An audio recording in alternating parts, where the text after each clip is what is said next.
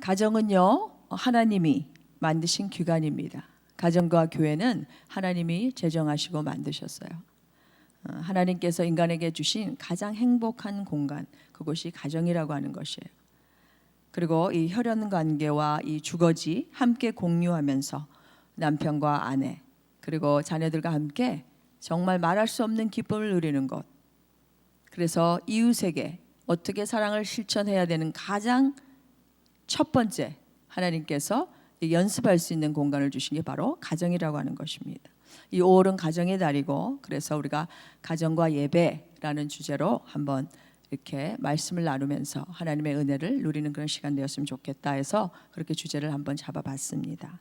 그리고 오늘 본문을 통해서도 에베소서 6장 1절에서 4절까지의 내용을 통해서 부모를 우리가 공경해야 하는 이유, 그리고 자녀 양육의 지침에 대해서 이렇게 이야기해주고 있는데 하나님께 주실 은혜가 기대가 됩니다.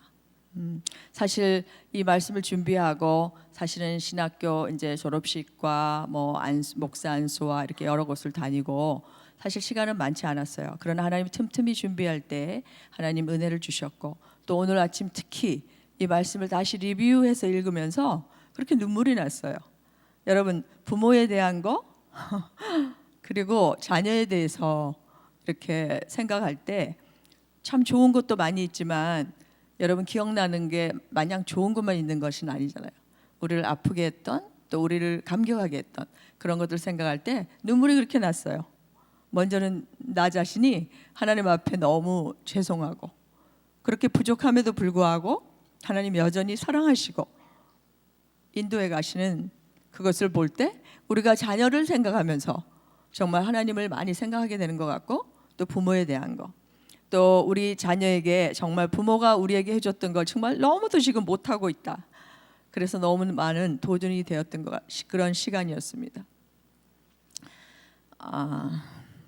하나님은 창세기 1장 26절에서 28절을 통해서 이 땅에 정말 가정을 만드시고, 그리고 경건한 후손들을 기대하셨고, 그리고 생육하고 번성해서 땅에 충만할 뿐만 아니라 땅을 정복하고 다스리면서 하나님을 경외하면서 이 세상에 하나님이 어떠한 분이신가를 하나님은 나타내 주기를 원하셨어요.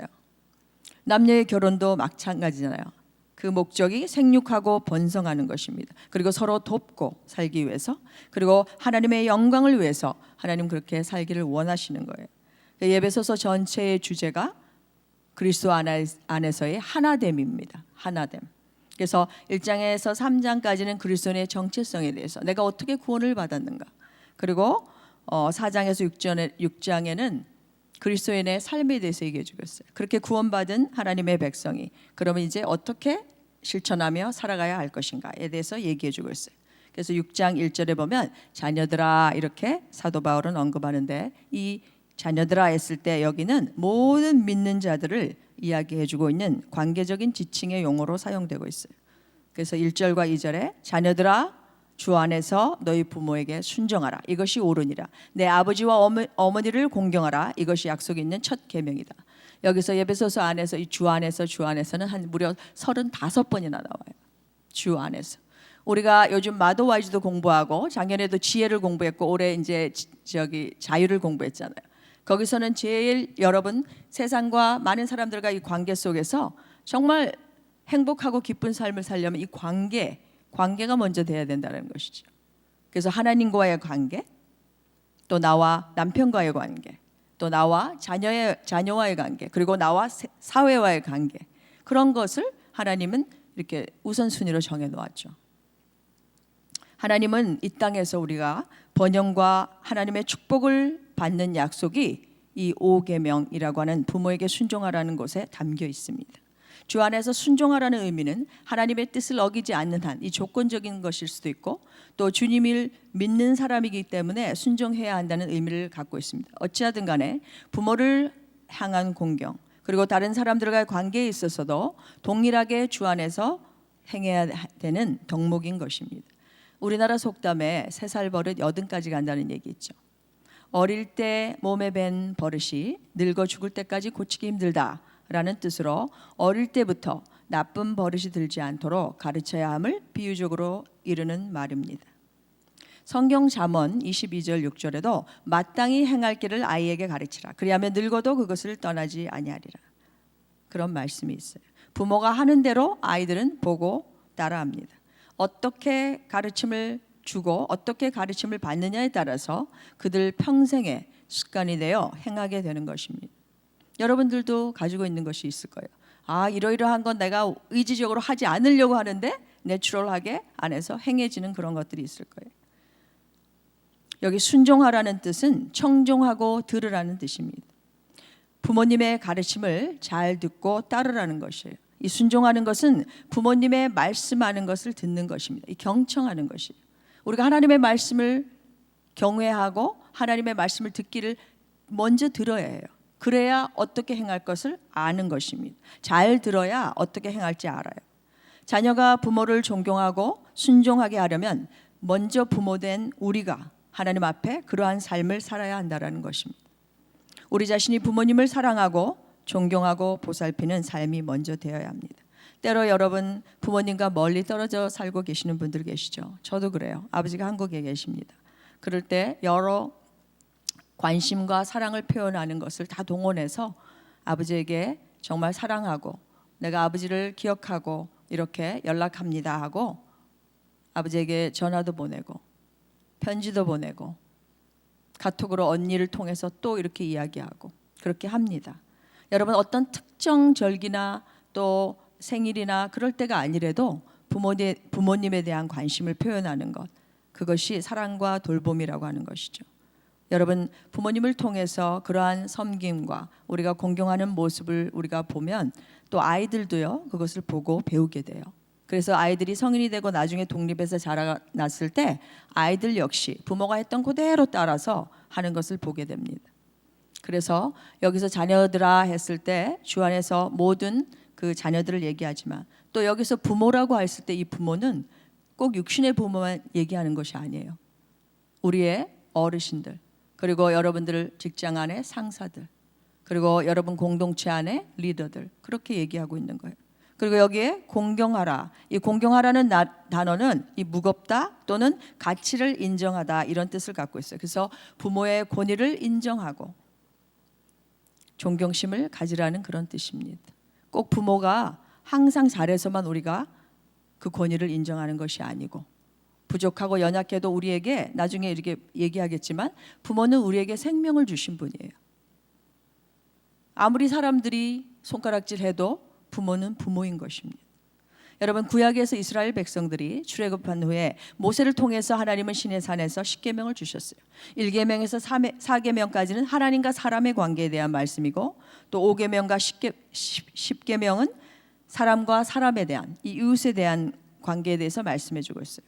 하나님의 백성으로서 그리스도인이 부모를 공경해야 하는 이유는 하나님의 계명이기 때문에 그렇습니다. 부모 공경은 제5계명의 10계명 중에 하나예요. 그래서 하나님을 사랑하고 이웃을 사랑하는 것 우리가 너무도 잘 듣고 알고 있어요. 부모에 대한 순종과 공경에 대한 부분에 있어서 하나님께서 이렇게 번영과 또 장수하는 그런 이 땅에서 잘 되는 그런 축복을 허락해 주시고 약속하셨어요. 그래서 자녀들이 부모를 공경하면서 하나님을 경외하는 법을 배우게 되는 것입니다. 그래서 이웃 사랑에서 가장 먼저 실천해야 될 곳이 바로 가정이라고 하는 것이에요. 그것이 바로 사랑과 사랑과의 행해야 되는 그 첫 계명, 그것이 부모를 공경하라 그렇게 얘기하고 있어요. 왜 그럼 자녀들은 부모를 공경해야 합니까? 제5계명에서 우리에게 말씀하시는 것이 무슨 뜻일까요? 첫째, 부모는 자녀에게 생명을 주신 분입니다. 저와 여러분, 부모님이 계시지 않고는 이 땅에 태어날 수 없는 것이에요.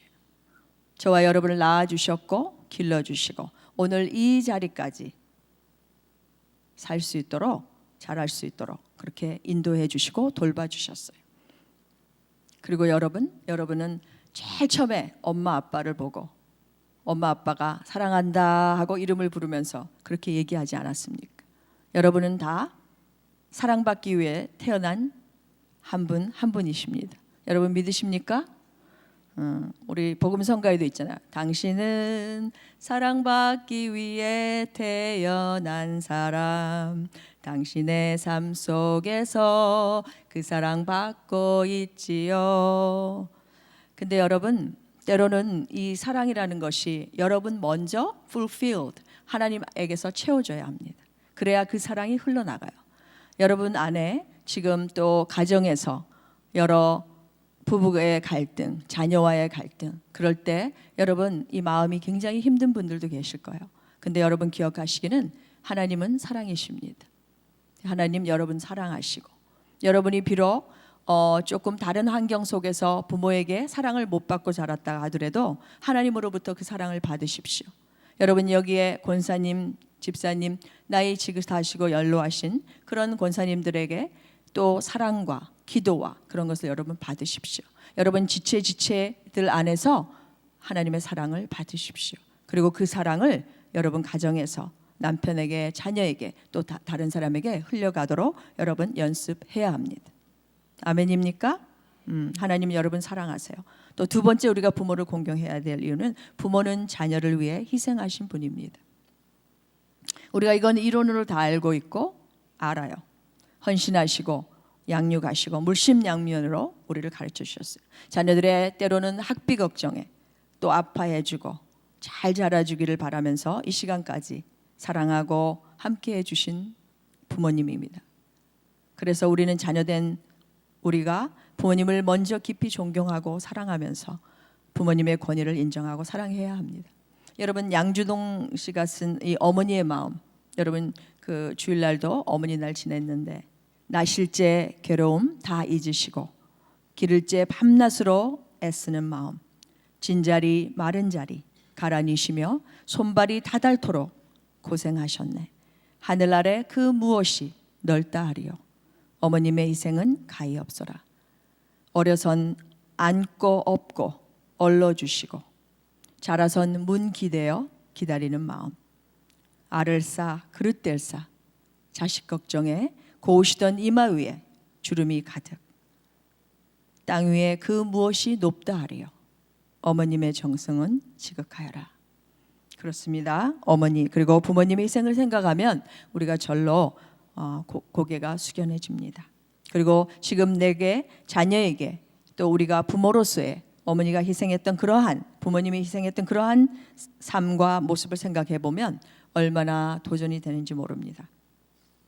또 세 번째는 부모님의 존재를 우리가 귀히 여겨야 합니다. 신명기 5장 16절에도 십계명에 너는 내 하나님 여호와께서 명령하신 대로 내 부모를 공경하라. 그리하면 내 하나님 여호와가 내게 준 땅에서 내 생명이 길고 복을 누리리라. 하나님은 부모에게 자녀들을 가르칠 수 있도록 하나님의 대리자로서 그 위치를 허락하셨습니다.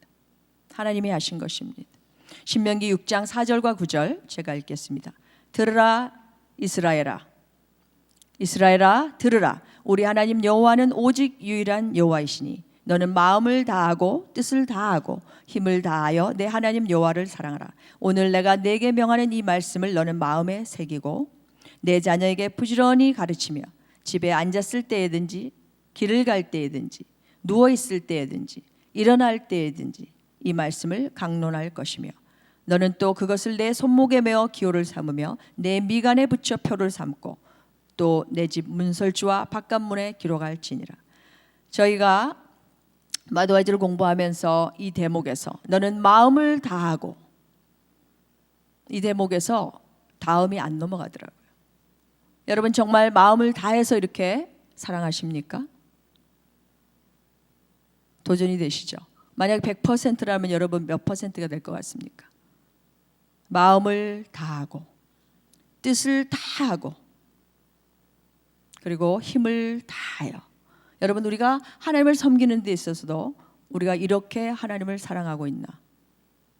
너무 많은 도전이 되는 것입니다. 사실 저희가 어릴 때는 이 부모님이 우리에게 때로 불공평하고 불공정하게 하는 것 같이 느껴질 때가 많아요. 왜냐하면 우리가 원하는 대로 해주지 않았기 때문에. 그래서 우리가 불만도 갖고 싫어하고 땡깡도 부리고 또 부모님에게 말썽을 많이 부렸습니다. 그러나 이제 우리가 성인이 되어 자녀를 기르는 이제 부모가 되었습니다. 그래서 자녀를 통해서 이 부모의 역할과 책임이 얼마나 큰 것인지를 깨닫게 됩니다. 부모님이 나를 위해서 얼마나 힘드셨을지, 얼마나 애쓰셨을지. 얼마나 그 많은 희생과 수고와 눈물을 생각할 때 오늘 이 시간까지 지금도 살아계신 부모님들에게 여러분 잘 아십시오. 여러분 어떤 생일이나 그럴 때는 당연히 생일이니까 그렇지만 여러분 남편도 마찬가지고 자녀도 마찬가지입니다. 평소에 한번 깜짝 놀라게 해주세요. 그럼 평생 이렇게 기억이 돼요. 자주 연락드려서 사랑한다고 고백하시고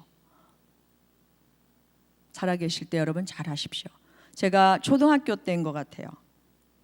언젠가 제가 한번 이야기를 한 것 같은데 엄마가 늘 머리를 그때는 비녀를 꽁치고 이렇게 머리를 묶잖아요. 뒤에 이렇게.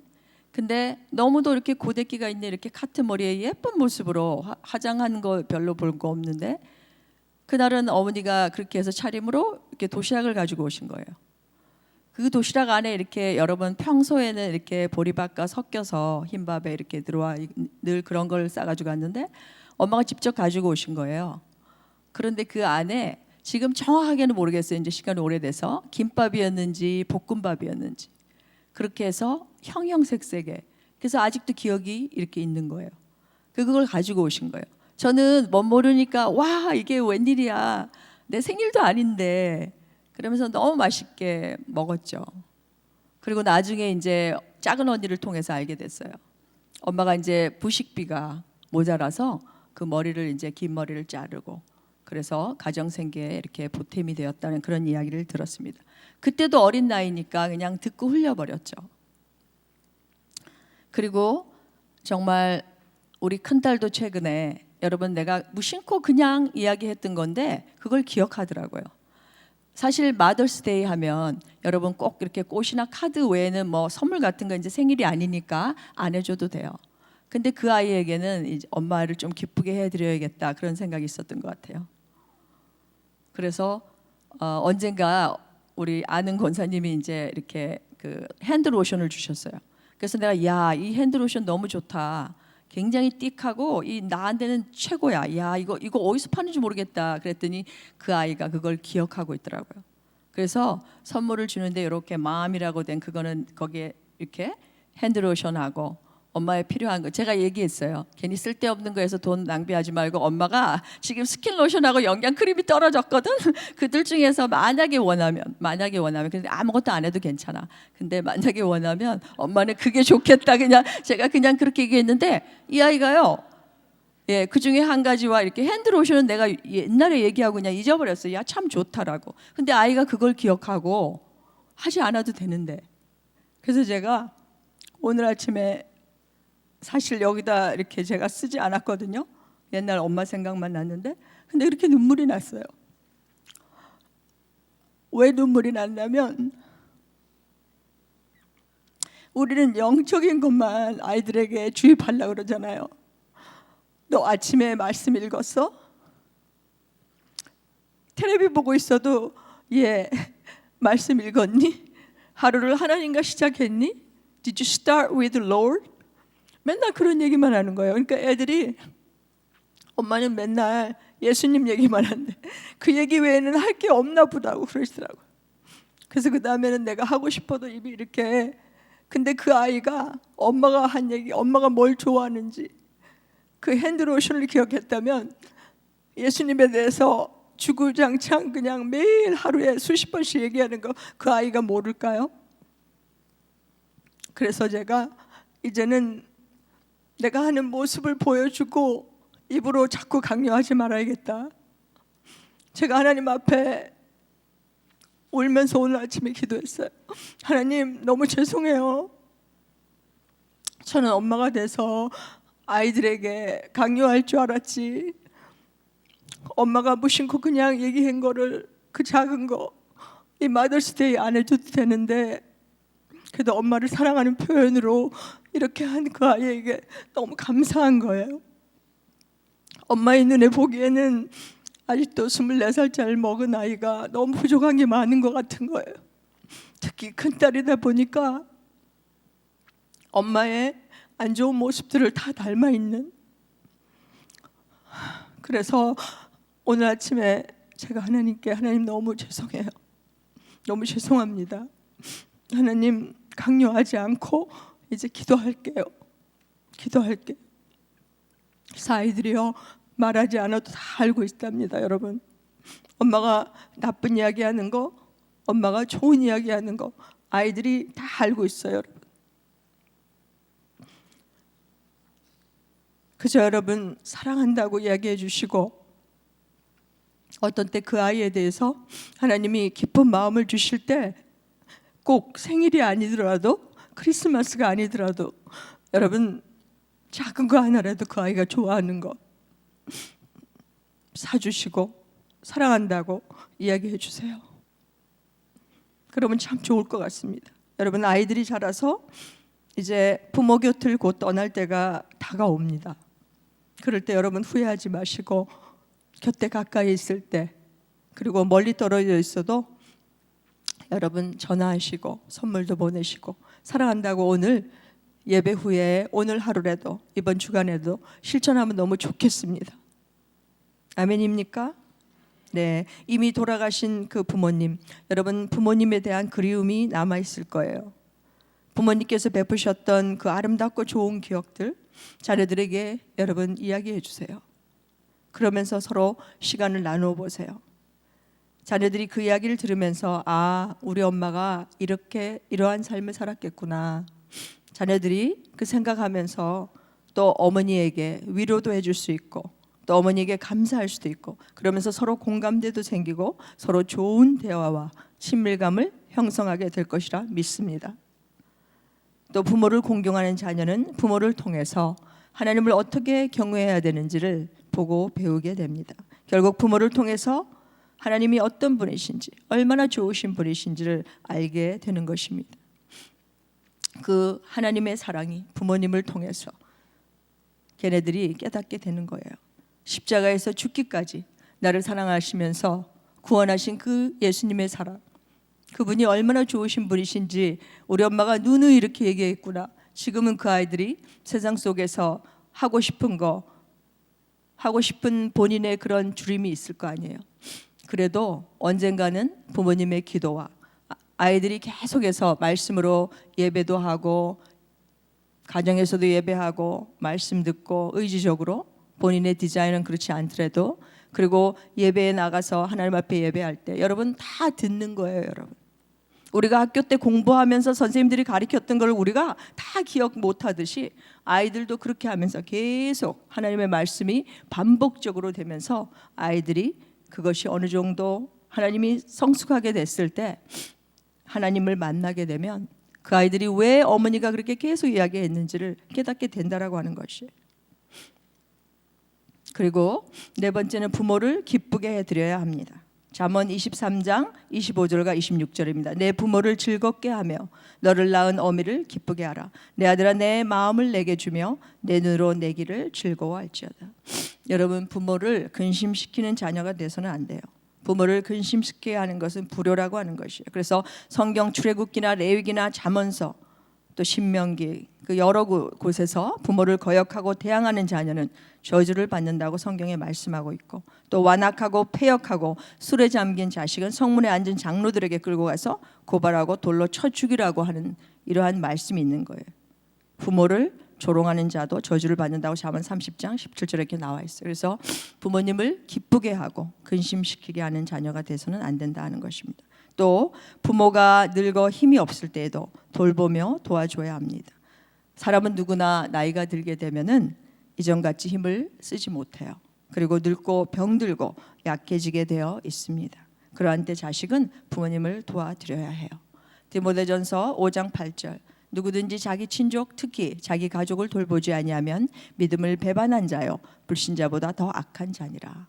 또 룻기에서도 여러분 아시잖아요. 룻기 1장 16절에 룻이 이르되 내게 어머니를 떠나며 어머니를 따르지 말고 돌아가라 강권하지 마옵소서. 어머니께서 가시는 곳에 나도 가고 어머니께서 머무시는 곳에 나도 머물겠나이다. 하나님이 나의 백성이 되고 어머니의 백성이 나의 백성이 되고 어머님의 하나님이 나의 하나님이 되시리니, 그렇게 말하고 어머니를 쫓아서 예루살렘으로 돌아오죠.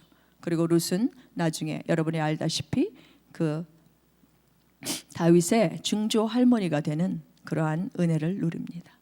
이방 여인으로서, 모압 여인으로서. 여러분 그렇습니다. 부모 공경, 이 홀 시어머니를 공경했을 때도 하나님께서는 절대 이 땅에서 그냥 버려두지 않으세요. 얼마나 하나님께서 축복해 주시고 세상 속에 그 이름이 올려지게 하나님이 하시는 것입니다. 그래서 부모 공경은 하나님의 축복이 보장되어 있는 것이에요. 에베소서 6장 2절에도 자녀들아 너희 부모를 주 안에서 순종하라 이것이 옳으니라. 내 아버지와 어머니를 공경하라 이것이 약속 있는 첫 계명이니 이는 내가 잘되고 땅에서 장수하리라고 말씀합니다. 예, 부모를 공경하십시오.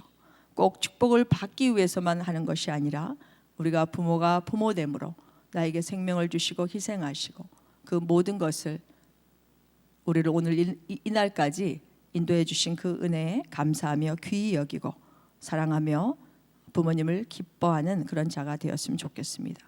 여러분 이 디모데후서 3장에 그 보면은 말세가 될수록 여러 가지 나타나는 현상들에 대해서 부모를 거역하는 것에 대해서도 언급하고 있어요. 그래서 부모를 공경하는 것, 하나님 말씀에 순종하고 영광을 돌리며 그 안에서 기쁨을 누리게 된다라고 하는 것입니다. 어느 그 아티클에 이러한 내용이 있어서 여러분들과 나눕니다. 하얀 눈이 수북이 쌓인 어느 추운 겨울날 어느 깊은 산골짜기를 찾는 두 사람이 있었어요.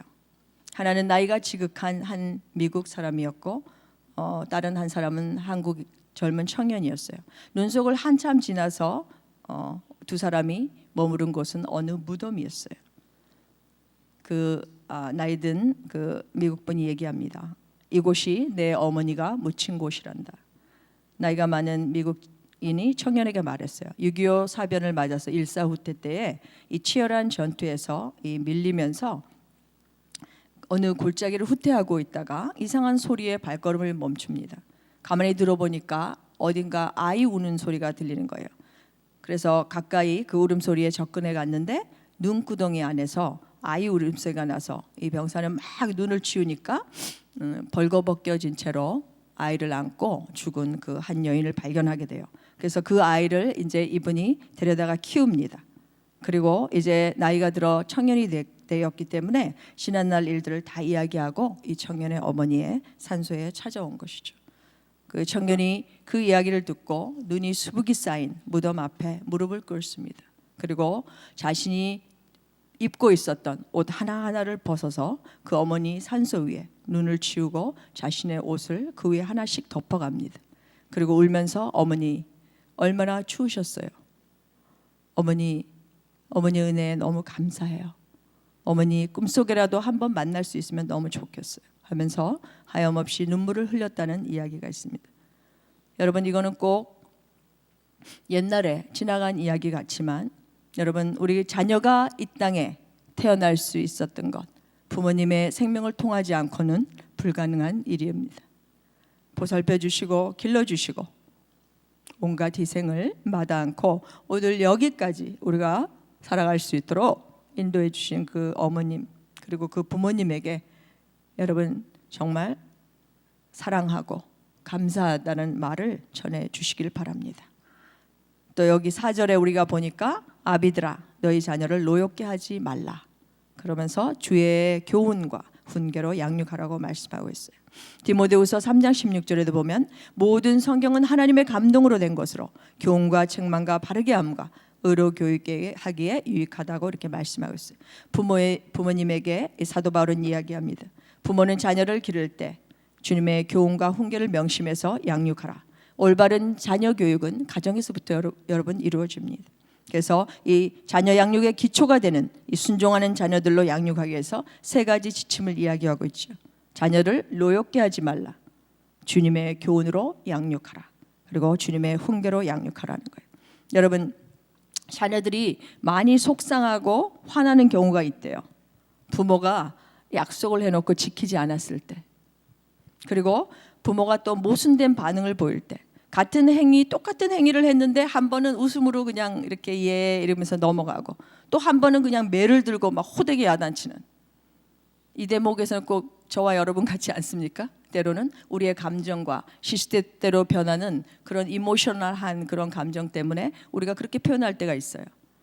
또 세 번째는 부모가 싸우고 거친 행동이나 말로 언어 폭력을 가했을 때 그 아이들의 영혼에 치명적인 상처를 입힌다라고 하는 것이에요. 제가 타주에 있을 때였어요. 그 자매님을 우리가 한번 전도를 계속 하려고 교회도 데려가고 구역 예배도 모시고 막 그랬는데 한 번에 이 자매에게 전화가 왔어요.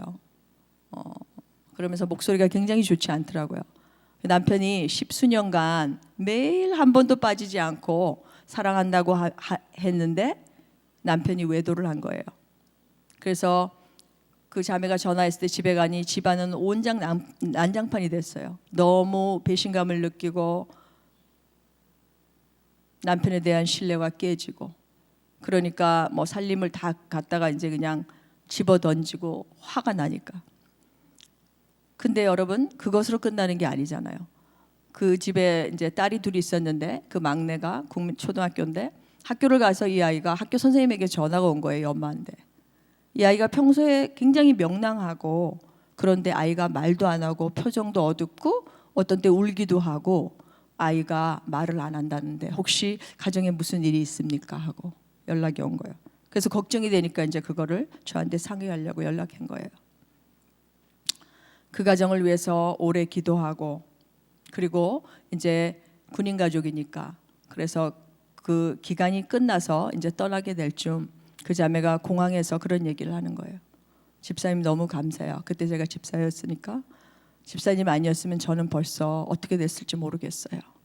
우리 자녀들 지금 함께 비행기 탈 수 있어서 너무 감사해요. 여러분, 우리가 힘들고 어려운 그런 순간이 있어요. 그래도 우리가 해야 될 거와 해야 하지 말아야 될 것이 있습니다. 그것이 하나로 끝나는 게 아니고 전체에게 다 그러한 영향을 준다라고 하는 것이. 여러분, 자녀들이 힘들고 아파서 낳아서 상처를 주고 싶은 부모가 어디 있겠어요.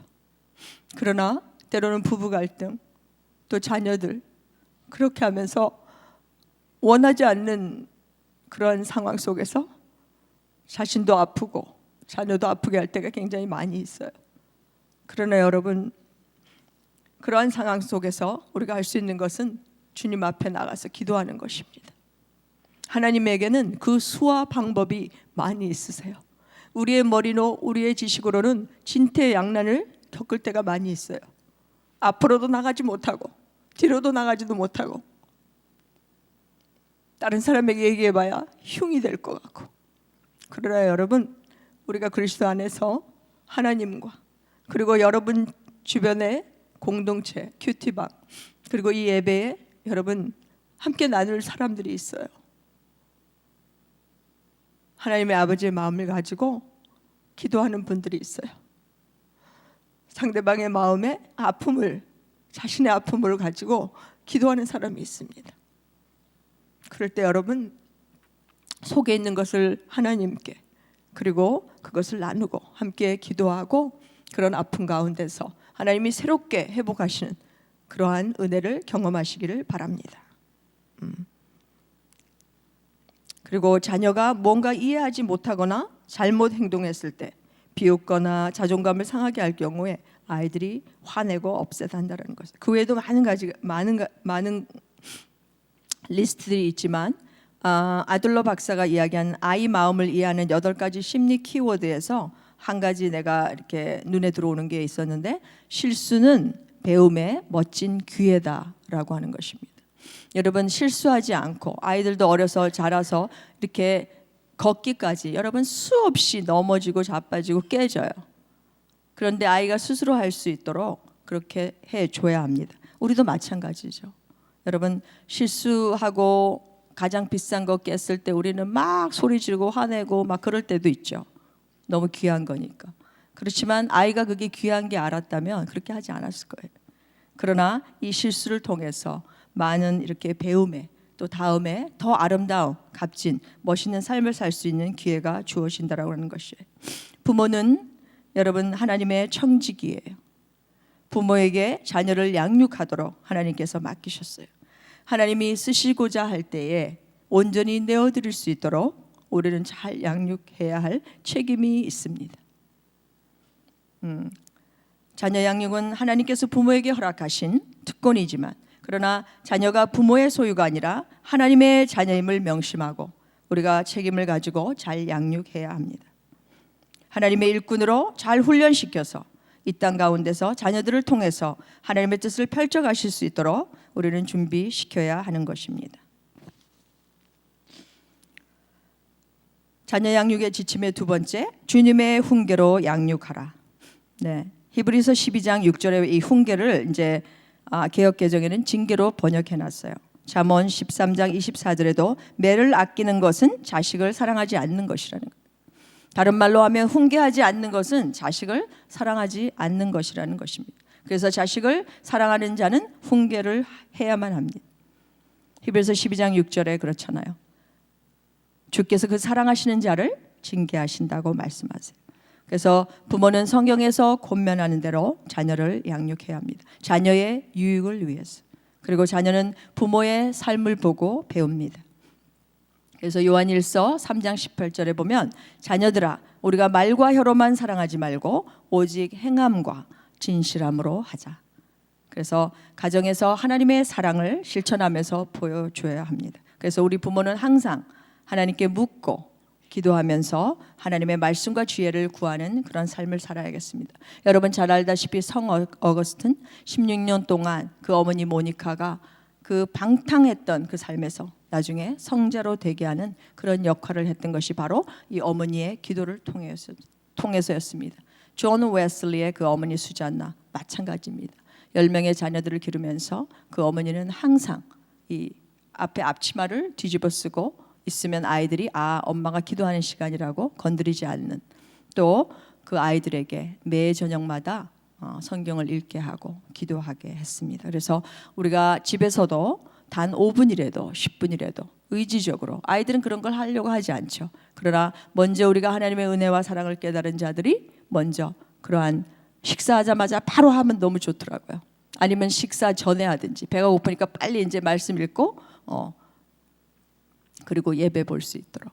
그래서 여러분 지혜를, 그리고 이제 아이들이 지혜를 강구해야 됩니다. 그리고 아이들이 이제 좀 커서 성인이 돼서 직장을 다니면 시간이 이렇게 불규칙해요. 그럴 때는 이제 있는 아이, 어린 아이 해서 하고, 또 큰 아이 있을 때 또 하고, 그렇게 해서 병행해서 계속해서 우리는 하나님의 말씀과 기도, 예배. 여러분 결국은 성경을 딱 펼치고 그렇게 하는 것은 하나님, 주님이 우리 이 가정의 주인이십니다. 주님, 우리의 삶의 주인이십니다. 그것을 하나님께 주권을 드리는 거예요. 그것을 아이들에게 보여주는 것입니다. 여러분 성경책 끼고 뭐 암송 달달달 하고 큰 소리 치고 그런 게 경건이 아니에요. 여러분의 삶 속에서, 여러분 생활 속에서, 교회만 와서 하는 거 아니고, 여러분 우리의 장소, 우리의 이웃은 가정이 센터가 돼서 밖으로 여러분 가는 곳곳마다 그곳에서 하나님을 나타내고 하나님께 영광 돌려야 한다는 것입니다. 이 세 번째, 자녀의 양육 지침은 주님의 교훈으로 양육하라. 그래서 자녀가 무엇을 해야 하고 어떻게 해야 하는지에 대한 방법을 알 수 있도록 이 적용하는 삶을 실천하게 해줘야 됩니다. 예를 들면 집안일, 설거지하는 거, 런드리 잘 이렇게 빨래해서 개서 하는 거, 가장 작은 거지만 여러분 또 쓰레기 버리는 날 아이가 그것을 기억하고 한다든지, 아주 작은 것에부터. 그리고 아이가 잘했을 때 여러분 미리 약속을 해서 엄마가 너 allowance, 너 용돈 얼마 줄게, 이렇게 해서 서로 그런 것이 잘 되고, 그리고 아이가 이렇게 우리가 가르칠 때에 참 시간이 걸려요. 더뎌요. 좀 뭘 착착하지 못하고 오히려 더 어질러 놓는 것 같아. 그럴 바에 착 밀어붙이고 그냥 내가 하면 더 편하겠지만, 아이들이 그렇게 잘 해낼 때까지 우리가 기다려주고 인내하는 그런 시간이 필요합니다. 이것은 저에게도 도전이에요. 그래서 잠언 22장 6절에 보면 마땅히 행할 길을 아이에게 가르치라. 그리하면 늙어서도 그것을 떠나지 아니하리라고 말합니다. 아이들이 잘 훈련되어서 실천하고 그의 삶 가운데 적용할 수 있도록, 좋은 습관이 형성되도록 지속적으로 훈련해야 되는 것입니다. 그래서 가정에서 여러 번 짧은 시간이라도 예배 드리시고 성경 말씀 읽게 하는 것, 그리고 아침과 저녁에 말씀 읽고 기도하는 이 습관을 들이는 게 굉장히 중요합니다. 여러분 여기 형제 서점 안에 보면 이 중학교, 초등학교 뭐 이렇게 해서 아이들이 읽을 수 있도록 이거 5불이더라고요. 여러분 5불. 세나, 새벽나라, 리빙 라이프 영어로 돼 있는 거. 그리고 여러분 어떤 때는 웹사이트에서 그런 것이 다 제공이 돼요. 그렇지만 여러분 돈을 지불하고 하면 더 애착이 가요. 그리고 여러분 그 서점에 같은데 크리스천 북스토어나 또 그런 데서 가서 또 좋은 영서들을 아이들에게 계속해서 제공해 주면 너무 좋겠습니다. 그래서 자녀 양육을 위한 새 지침은 이 자녀로 하여금 부모에게 순종하도록 하기 위한 것이고, 이렇게 행함으로 인해서 가정이 행복하고 평안을 누릴 수 있는 것입니다. 저는 오늘 여러분들과 함께 기도하는 시간을 갖기 원해요. 여러분 안에서 지금 하나님과의 관계라든지 부부와의 관계라든지 자녀와의 관계, 그리고 나와 직장과 사회의 관계에서 여러분 지금 힘들고 갈등하는 것이 어떤 것인지 하나님 앞에 내어놓고 하나님의 지혜를 구하면서 나가는 이 시간이 되었으면 좋겠습니다. 함께 기도하시겠습니다.